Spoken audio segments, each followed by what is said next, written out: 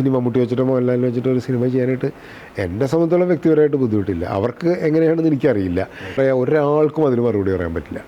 ഒരു മനുഷ്യനും മറുപടി പറയാൻ പറ്റില്ല. കാരണം വെച്ചാൽ എങ്ങനെ ജീവിക്കണം എന്നുള്ളത് നമുക്ക് തീരുമാനിക്കാൻ പറ്റില്ല. കാരണം ഞാൻ ദൈവത്തിൽ വിശ്വസിക്കുന്നുണ്ടോ എന്നുള്ളതല്ല വിഷയം. ജീവിതത്തിലെ സാറിന് ഒരു ഹാപ്പിയസ്റ്റ് മൂമെൻ്റ് ആയിട്ട് ഇപ്പോഴും ഓർത്തിരിക്കുന്ന ഒരു മൂമെൻ്റ് സാറിന് പറയാൻ സാധിക്കും? വ്യക്തി ജീവിതത്തിലോ സിനിമാ ജീവിതത്തിലോ ഏതാണെങ്കിലും ഒരു ഹാപ്പിയസ്റ്റ് മൂമെൻറ്റ് ഏതാണെന്ന് ചോദിച്ചു കഴിഞ്ഞാൽ സാറിന് പെട്ടെന്ന് ഓർമ്മ വരുന്ന ഒരു ഹാപ്പിയസ്റ്റ് മൂമെൻറ്റ് മാത്രം. വ്യക്തി ജീവിതത്തിലാണെങ്കിൽ എല്ലാവരും പറയുന്നത് തന്നെ ആയിരിക്കുമല്ലോ. നമ്മുടെ എന്താ പറയുക, ലൈഫിലൊരു ചില നേട്ടങ്ങൾ ഉണ്ടാവുക. അപ്പോൾ ആഗ്രഹിച്ച പെൺകുട്ടിയെ തന്നെ കല്യാണം കഴിക്കുക, അതൊരു വലിയ സന്തോഷം ഉണ്ടാകുന്നൊരു നേട്ടം തന്നെയാണ്. ഉണ്ടാകുന്ന നേട്ടങ്ങളൊക്കെ ഉണ്ട്. സിനിമയെ സംബന്ധിച്ചോളം അങ്ങനെയൊക്കെ തന്നെ ഉണ്ട്. ഓരോ സിനിമകൾ ചെയ്യുമ്പോഴും ആ ഒരു ഹാപ്പിനെസ് ഉണ്ട്. പക്ഷേ ഒരു കാര്യം പറയുന്നത്, ഇപ്പോൾ സെല്ലുലോയിഡ് എന്ന് പറയുന്ന സിനിമ ചെയ്തപ്പോൾ എനിക്കൊരു വലിയ ഹാപ്പിനെസ് ഉണ്ടായി. അതെന്തുകൊണ്ടാണെന്ന് വെച്ച് കഴിഞ്ഞാൽ മലയാള സിനിമയുടെ പിതാവാണ് ജെ.സി. ഡാനിയൽ. അദ്ദേഹത്തിലൂടെയാണ് മലയാള സിനിമ തുടങ്ങിയത്. അന്ന് വരെയും ആ സിനിമ ചെയ്യുമ്പോൾ അദ്ദേഹത്തെ ആരും അറിയില്ലായിരുന്നു. ജെ.സി. ഡാനിയൽ അവാർഡെന്ന് ഇങ്ങനെ ആൾക്കാർ കേട്ടിട്ടുണ്ടെന്നല്ലാതെ ആരായിരുന്നു ജെ.സി. ഡാനിയൽ എനിക്ക് പോലും അങ്ങനെ അറിയില്ലായിരുന്നു. ആദ്യം ഒരു സിനിമ ഉണ്ടാക്കി, വിഗതകുമാരൻ എന്ന് പറഞ്ഞ സിനിമ ഉണ്ടാക്കി എന്നുള്ളതല്ലാതെ അദ്ദേഹത്തിൻ്റെ ലൈഫ് എന്തായിരുന്നു, പി.കെ. റോസിൻ്റെ ലൈഫ് എന്തായിരുന്നു ഒന്നും നമുക്കറിയില്ലായിരുന്നു. അപ്പം ഞാൻ അങ്ങനെ ഒരു സിനിമ, ഒരു ബയോപിക് ചെയ്യാനായിട്ട് ആഗ്രഹിച്ചപ്പോഴാണ്, അതിൻ്റെ കുറേ റിസർച്ചും കാര്യങ്ങളൊക്കെ നടത്തിയപ്പോഴാണ് ഇങ്ങനൊരു മനുഷ്യനുണ്ടായിരുന്നു ഇവിടെ. ആ മനുഷ്യനുണ്ടായിരുന്നുകൊണ്ടാണല്ലോ ഇങ്ങനെ ഒരു സിനിമ മലയാളത്തിലുണ്ടാകുന്നത്, അല്ലെങ്കിൽ മലയാള സിനിമ ഉണ്ടാകുന്നത്. അപ്പോൾ അദ്ദേഹത്തെ അടയാളപ്പെടുത്തുന്ന ഒരു സിനിമ ചെയ്യാൻ പറ്റി, അത് വലിയ വിജയം നേടി, അവാർഡുകളൊക്കെ കിട്ടി എന്നുള്ളത് ഹാപ്പിനെസ് എന്ന് പറയുമ്പോൾ എൻ്റെ ഒരു ചലച്ചിത്ര ജീവിതത്തിൽ തന്നെ ഒരു മൈൽ സ്റ്റോണാണ്. അപ്പോൾ അതൊരു ഹാപ്പിനെസ് തന്നെയാണ്. കാരണം അത് ഒരു സിനിമ സക്സസ് ആവുന്നു എന്നുള്ളതല്ല, അല്ലെങ്കിൽ അവാർഡ് കിട്ടുന്നു എന്നുള്ളതല്ല, അതിന് മുമ്പും കിട്ടിയിട്ടുണ്ട്, ഒക്കെ നേടിയിട്ടുണ്ട്. പക്ഷേ ഇതെന്ന് വെച്ച് കഴിഞ്ഞാൽ ജെ.സി. ഡാനിയലിനെ അടയാളപ്പെടുത്തുന്ന ഒരു സിനിമ ചെയ്യാൻ പറ്റിയെന്നുള്ളത്. ഞാൻ ചെയ്തില്ലായിരുന്നു, വേറെ ആരെങ്കിലും ചെയ്യുമായിരുന്നു. അതെനിക്കൊരു ഞാനൊരു നിമിത്തമായി, ഒരു അവസരം എനിക്ക് കിട്ടിയെന്നുള്ളത് എൻ്റെ ഒരു ലൈഫിലെ ഒരു സിനിമയുടെ ഒരു ജീവിതത്തിൽ നോക്കുമ്പോൾ ഒരു മൊമെൻ്റാണ്, ഏറ്റവും ഓർക്കാൻ പറ്റുന്ന ഒരു മൊമെൻ്റാണ്. സാർ, ഈ ലോകത്ത് എങ്ങനെ ജീവിക്കണം എന്നൊരു ചോദ്യം സാറിനോട് ചോദിക്കുകയാണെങ്കിൽ സാറിന് എന്തായിരിക്കും പറയാനുള്ളത്? ഞാൻ പറയാം, ഒരാൾക്കും അതിന് മറുപടി പറയാൻ പറ്റില്ല. ഒരു മനുഷ്യനും മറുപടി പറയാൻ പറ്റില്ല. കാരണം വെച്ചാൽ എങ്ങനെ ജീവിക്കണം എന്നുള്ളത് നമുക്ക് തീരുമാനിക്കാൻ പറ്റില്ല. കാരണം ഞാൻ ദൈവത്തിൽ വിശ്വസിക്കുന്നുണ്ടോ എന്നുള്ളതല്ല വിഷയം. പക്ഷേ ദൈവം ഉണ്ടായാലും ഇല്ലെങ്കിലും ശരി, ഒരു മനുഷ്യന് ഞാൻ എങ്ങനെ ജീവിക്കണമെന്ന് തീരുമാനിക്കാൻ പറ്റില്ല. അവൻ്റെ സാഹചര്യങ്ങളാണ് അവനതിലേക്ക് എത്തിക്കുന്നത് എന്നുള്ളതാണ് എനിക്ക് പറയാനുള്ളത്. പിന്നെ ഞാൻ ആദ്യം പറഞ്ഞ മാതിരി നമ്മൾ മറ്റുള്ളവർക്ക് ബുദ്ധിമുട്ടില്ലാണ്ട് ജീവിക്കുക എന്നുള്ളതാണ്, ഇല്ലേ? കാരണം പണ്ട് നമ്മൾ പഴയ കാലത്ത് എന്താണ്, നമ്മുടെ വേട്ടയാടിയിട്ട് ജീവിക്കുന്ന മനുഷ്യരായിരുന്നു. ഒരു മൃഗത്തെ കൊന്നു കഴിഞ്ഞാൽ മാത്രമേ അവന് ഇരയെ കിട്ടൂ, അവന് ആഹാരം കിട്ടുള്ളൂ. ഇപ്പോൾ മൃഗങ്ങളും അങ്ങനെയാണല്ലോ, ഒരാളെ കൊന്നിട്ട് കഴിക്കുന്നത്. ആ ഒരു കാലഘട്ടത്തിൽ നിന്ന് മാറി നമ്മൾ സിവിലൈസ്ഡ് സൊസൈറ്റി ആയി കഴിഞ്ഞപ്പോൾ നമുക്കൊരാളെ അങ്ങനെ ഹർട്ട് ചെയ്യേണ്ട കാര്യമില്ല, അല്ലാണ്ട് തന്നെ നമുക്ക് ജീവിക്കാം എന്ന് പറയുന്ന ഒരു അവസ്ഥയിൽ നിൽക്കുന്ന സമയത്ത് എങ്ങനെ ജീവിക്കണം എന്ന് ചോദിച്ചു കഴിഞ്ഞാൽ നമ്മൾ മനുഷ്യനാവണം എന്നിട്ടൊരു കവിത ഉണ്ടല്ലോ നമ്മുടെ മുരുകൻ കാട്ടാക്കട. അപ്പോൾ അതുപോലെ ഒരു ഇതാണ് മനുഷ്യനാകുക എന്നുള്ളതാണ്. കാരണം അതുകൊണ്ടാണല്ലോ നമ്മൾ ഈ പറയുന്നതിന് പ്രകൃതി നമുക്കാണ് ഈ പറയുന്ന ബുദ്ധിയും വിവേകവും ചിന്തിക്കാനുള്ള കഴിവൊക്കെ തന്നിട്ടുള്ളത്. അപ്പോൾ അതുകൊണ്ട് തന്നെ മനുഷ്യനാകുക എന്നുള്ളതിനപ്പുറത്ത് വേറെ ഒന്നുമില്ല.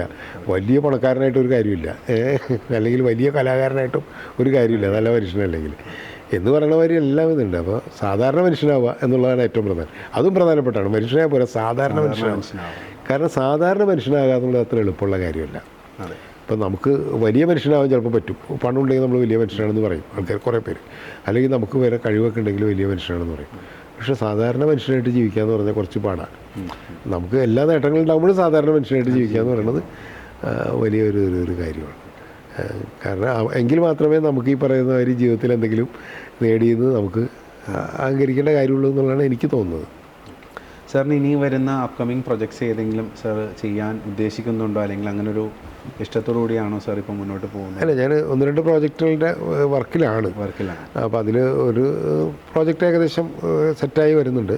അതിൻ്റെ തിരക്കഥ കഴിഞ്ഞിട്ടുണ്ട്. ഇപ്പോൾ ജോജു ജോർജ് അഭിനയിക്കുന്ന ഒരു സിനിമയാണ്. അതിൻ്റെ ബാക്കിയുള്ള കാര്യങ്ങളായി വരുന്നുള്ളൂ. കാരണം സിനിമയാണല്ലോ, ഇപ്പോൾ പറഞ്ഞ ഡേറ്റും കാര്യങ്ങളൊക്കെ.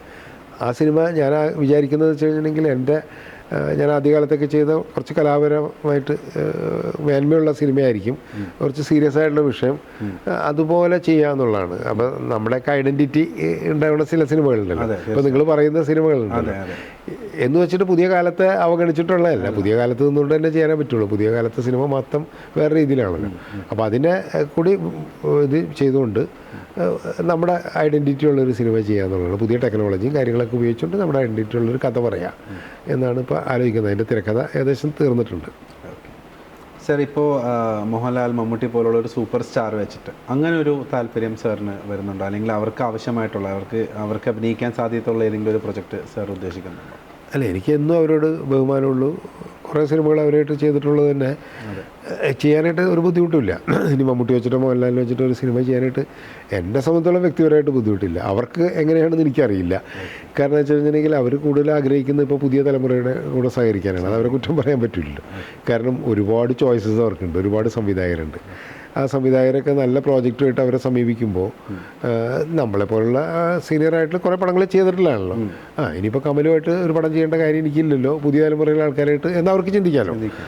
അത് നമുക്ക് അവരെ കുറ്റം പറയാൻ പറ്റില്ല. കാരണം ഞാൻ ചെയ്തിട്ടുണ്ടല്ലോ, കമലിനോ ചെയ്യാൻ പടം ചെയ്തിട്ടുണ്ട് എന്നൊരു മമ്മൂട്ടിക്കോ മോഹൻലാലിനോ അല്ലെങ്കിൽ അങ്ങനെയുള്ള ആക്ടേഴ്സിനൊക്കെ വിചാരിക്കാം. അവരാഗ്രഹിക്കുന്നതായിരിക്കും പുതിയ തലമുറയിലുള്ള പ്രതിഭാധനരായിട്ടുള്ള സംവിധായകരുടെ സിനിമകൾ ചെയ്യാനാണ്. അപ്പോഴാണ് അവർക്കൊരു ചാലഞ്ച് ഉണ്ടാവുക. അപ്പോൾ അതുകൊണ്ട് അവരതിൻ്റെ പുറകെ പോകുന്നു, നമ്മളതിനെ ആക്സെപ്റ്റ് ചെയ്യാം, അത്രേ ഉള്ളൂ. ഒരു ഓർമ്മ പുതുക്കൽ എന്നുള്ള രീതിയിൽ ചോദിക്കാൻ ഉദ്ദേശിക്കുന്ന ഒരു ചോദ്യമാണ് സാർ. നടൻ ശ്രീനിവാസൻ, അദ്ദേഹമായിട്ടുള്ള ഒരു ഓർമ്മ സാറിന് പങ്കുവയ്ക്കാവും? കുറേ ഓർമ്മകളുണ്ട്. അത് സിനിമകൾ ഒരുമിച്ച് ചെയ്തിട്ടുള്ള ഓർമ്മകൾ കുറേ ഉണ്ട്. കുറേ സിനിമകൾ ഒരുമിച്ച് ചെയ്തിട്ടുണ്ടല്ലോ. ഇപ്പോൾ പുള്ളി തിരക്കഥ എഴുതിയ സിനിമയിൽ ഞാൻ സംവിധാനം ചെയ്ത കുറേ സിനിമകളുണ്ട്. അല്ലാതെ പുള്ളി വേറെ ആൾക്കാരുടെ തിരക്കഥയിൽ പുള്ളി അഭിനയിച്ചിട്ടുള്ള സിനിമകളുണ്ട് കുറേ. ഇപ്പോൾ സെല്ലുലോയിഡിലൊക്കെ അഭിനയിച്ചിട്ടുണ്ടല്ലോ. അപ്പോൾ എൻ്റെ തിരക്കഥയാണ്. അങ്ങനെ എൻ്റെ തിരക്കഥ തന്നെ പുള്ളി കുറേ അഭിനയിച്ചിട്ടുണ്ട്. അങ്ങനെ സിനിമകളുമായിട്ട് സഹകരിച്ചിട്ടുള്ള ബന്ധം കുറേയുണ്ട്. അതിനുപരിയായിട്ട് ഞാൻ മദ്രാസിൽ ചെന്ന കാലം, ഞാനൊരു സ്ട്രഗ്ലറായിട്ട് ആദ്യം ജീവിതം എന്താക്കണം എന്നാഗ്രഹിച്ചിട്ട് മദ്രാസിൽ ചെന്നൊരു കാലമുണ്ടല്ലോ, ഞാൻ ആദ്യം പറഞ്ഞല്ലോ. ആ കാലത്ത് ശ്രീനിവാസനുണ്ട് കോടമ്പാക്കത്ത് ഇതേ സ്വപ്നങ്ങളുമായിട്ട് ആ കോടമ്പാക്കം തെരുവിൽ അല്ലെങ്കിൽ അവിടെ ഇവിടെയൊക്കെ വെച്ച് കണ്ടുമുട്ടുന്നൊരു ശ്രീനിവാസനാണ് എനിക്ക് ആദ്യം ഓർമ്മയുള്ളത്. അവിടെ തുടങ്ങിയുള്ളൊരു സൗഹൃദമാണ്, ഇന്ന് നിലനിൽക്കുന്നൊരു സൗഹൃദമാണ്. അങ്ങനെ ഒരുപാട് വ്യക്തികളുണ്ട്, ശ്രീനിവാസൻ മാത്രമല്ലല്ലോ. അപ്പോൾ നമുക്ക് ആദ്യകാലം മുതലേ സിനിമ തുറന്ന വഴിയിലേക്ക് നമ്മൾ സഞ്ചരിച്ച് തുടങ്ങിയ കാലം മുതലേ നമുക്ക് അടുപ്പുള്ള ആൾക്കാർ ഇപ്പോഴും അടുപ്പുള്ള ആൾക്കാരുണ്ട്. ശ്രീനിവാസനായിട്ട് രണ്ട് നിലക്കുണ്ട്, പ്രൊഫഷണലായിട്ടുണ്ട്, വ്യക്തിപരമായിട്ടുള്ളത്. സാർ, ഒരുപാട് വായിക്കുമെന്ന് സാർ പറഞ്ഞു. അങ്ങനെ ഒരു ശീലം വളർത്തിയെടുക്കാൻ വേണ്ടിയിട്ട് സാറിന് എന്തെങ്കിലും ഒരു ഇൻപുട്ട് തരാൻ സാധിക്കും? അല്ല, വായന എന്ന് പറയുന്നത് ഓരോരുത്തരുടെ വ്യക്തിപരമായിട്ടുള്ള ഒരു താല്പര്യമാണല്ലോ. ഇപ്പോൾ ചില ആൾക്കാർക്ക് വായിക്കുന്നതായിരിക്കും താല്പര്യം, ചില ആൾക്കാർക്ക് സിനിമ കാണുന്നതായിരിക്കും താല്പര്യം, ചില ആൾക്കാർക്ക് വേറെ എന്തെങ്കിലും രീതിയിലായിരിക്കും. അപ്പോൾ വായിക്കാനായിട്ട് നമുക്ക് പുതിയ തലമുറയോട് പറയാൻ പറ്റില്ല നിങ്ങൾ വായിക്കുമെന്ന് പറയണം. പക്ഷേ വായിക്കുന്നുണ്ടെന്നാണ് ഞാൻ മനസ്സിലാക്കുന്നത്. ഇപ്പോൾ പഴയ തലമുറയെ പോലെ തന്നെ പുതിയ തലമുറയും ഒരുപാട് വായിക്കുന്നുണ്ട്. പുതിയ പുസ്തകങ്ങൾ ഇപ്പോൾ നന്നായിട്ട് വിറ്റ് പോകുന്നുണ്ടല്ലോ, നമുക്കറിയാം. ഒരുപാട് പുസ്തകങ്ങൾ വീണ്ടും എന്താ പറയുക, വളരെ സജീവമായിട്ട് എന്താ പറയുക, അതുകൊണ്ടാണ് ബുക്ക് ഫെയറൊക്കെ നടക്കുന്നതൊക്കെ നമ്മൾ കാണുന്നതാണ്. അപ്പോൾ അതുകൊണ്ട് വായന നടക്കുന്നുണ്ട്, എല്ലാ തലമുറയിൽപ്പെട്ടവരും വായിക്കുന്നുണ്ട്. വ്യക്തിപരമായിട്ട് വായന എന്ന് പറയുന്നതെങ്കിൽ എൻ്റെ ചെറുപ്പം മുതലുള്ളൊരു ശീലത്തിൻ്റെ ഭാഗമാണ്. പിന്നെ സിനിമയിൽ കൂടുതൽ തിരക്കുള്ള സമയത്തൊക്കെ വായന വളരെ കുറവായിരുന്നു എന്നുള്ളത് സത്യമാണ്. ഇടക്കാലത്ത് ഒട്ടും ഇല്ലാണ്ട് വിട്ടുപോയിട്ടുണ്ട്.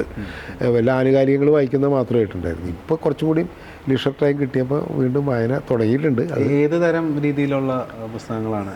പല രീതിയിലും വായിക്കാറുണ്ട്. ഇപ്പോൾ ഫിക്ഷൻസാണ് കൂടുതൽ വായിക്കുന്നത്, നോവലും കാര്യങ്ങളൊക്കെ വായിക്കുന്നത്. അല്ലാണ്ടും ഇപ്പോൾ ജീവചരിത്രങ്ങളും കാര്യങ്ങളും ചരിത്രം. ഇപ്പോൾ എനിക്ക് ഹിസ്റ്ററിയോടൊക്കെ കുറച്ചും കൂടി താല്പര്യം വന്നു തുടങ്ങിയിട്ടുണ്ട്. എന്ന് വെച്ച് കഴിഞ്ഞാൽ ഇപ്പം മലയാളത്തിൻ്റെ തന്നെ കേരളത്തിൻ്റെ തന്നെ ചരിത്രവും കാര്യങ്ങളൊക്കെ നമ്മൾ വായിക്കാതെ പോയ കുറേ കാര്യങ്ങളൊക്കെ ഇപ്പോൾ വീണ്ടും വായിച്ചുകൊണ്ടിരിക്കുകയാണ്. ഇപ്പോൾ തന്നെ ബയോഗ്രാഫി തന്നെ ഞാൻ പലതും വായിച്ചിട്ടുണ്ടായിരുന്നില്ല, ഇപ്പോൾ അതൊക്കെ വായിച്ചുകൊണ്ട് PMSൻ്റെ ആത്മകഥ അങ്ങനെയൊക്കെയുള്ള കുറേ കാര്യങ്ങളൊക്കെ ഇപ്പോൾ വായിച്ചുകൊണ്ടിരിക്കുന്നുണ്ട്. അങ്ങനെ രീതിയിൽ.